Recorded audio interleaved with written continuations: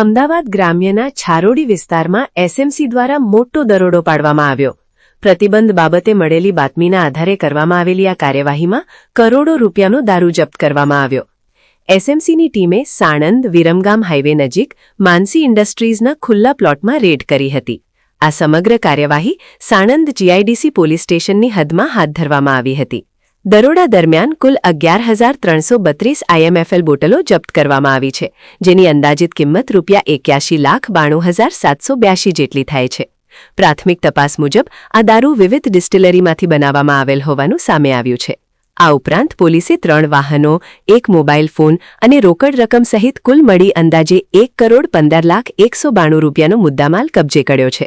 કાર્યવાહી દરમિયાન છારોડી ગામના જુમ્માખાન ભલજીખાન પઠાણને ઝડપી પાડવામાં આવ્યો છે અને તેને કાયદેસરની કાર્યવાહી માટે જીઆઈડીસી પોલીસને સોંપવામાં આવ્યો છે. આ કેસમાં મુખ્ય આરોપી ઇમરાન ઉર્ફે ઓબામા દિલાવરખાન મલેક પીપલીના સહિત કુલ 9 આરોપીઓને વોન્ટેડ જાહેર કરવામાં આવ્યા છે. અન્ય વોન્ટેડ આરોપીઓમાં હનીફ ખાન મલેક, સોહિલ મુસ્તફા વાઘેલા, અબ્બાસ અબ્દુલભાઈ વાઘેલા તેમજ વાહનોના માલિકો અને ડ્રાઈવરો સહિત અનેક અજાણ્યા લોકોનો સમાવેશ થાય છે.